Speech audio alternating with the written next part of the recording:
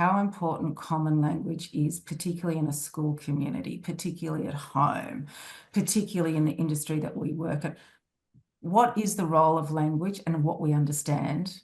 Research and evidence shows that implementing emotional literacy and really beginning to build not only the language, but the understanding of identifying and helping young people at a very early age learn to identify, communicate, and then begin to build the tools of self-regulation. The bringing it in a way, and if I sort of think back to, and I won't ramble down all the evidence and the why and how this kind of leads towards, a sense of belonging and all the rest of it. But if we look at our culture, and, Corrie, you can kind of poke my eye out with this one, but I think often we've made emotions right or wrong. It's kind of like you say to someone, how are you? Yeah, I'm great, mate. How are you? That depth of being, really deeply understanding our emotions. We didn't have that back in school. We also didn't have the research. We didn't have the science. We didn't know the why. And what I've seen from schools that have embedded it and brought it into practice every day, and also normalize that it's okay to be angry, but it's not okay to throw an apple at someone's head, or it's okay to, feel frustrated or worried, or as you were saying, Corrie, that sometimes the energy that comes from feeling a little concerned and getting ready to, do something on stage is really wonderful. It can be uplifting.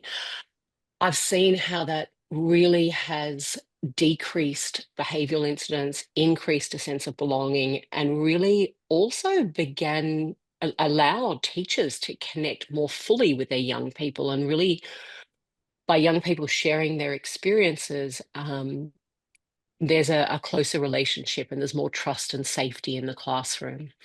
I'll pass over to you, Corrie, because I'm... Look, I would only add that I think that language is really powerful, and it is important that we're able to, teach the just basic labeling of emotions, because, sometimes I get adult clients and that's still work that needs to be done before we can actually get to some therapeutic work. And the big, screaming that's going on in my head and always has is, like, why wouldn't we have got this in schools, right? So, the work that Nikki's doing is just, it's just incredible, and it's so valuable, and it's it's always been needed, but now especially.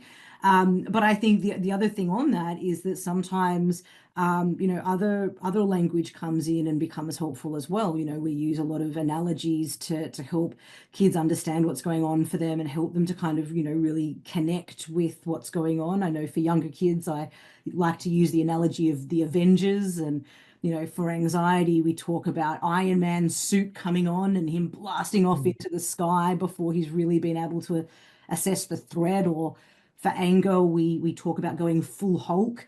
And and if the kids are familiar with the Avengers, they'll also know that both Iron Man and Hulk, they needed some help learning how to regulate from others, be it Jarvis, Miss Potts, or Black Widow, before they were able to learn to do that themselves and get a handle of those emotions and help those emotions still be there, but not be reacted to. And so without being able to appeal to the kids in these ways, and language is absolutely the vehicle to that, then we're not going to be able to get to that next stage of doing that work.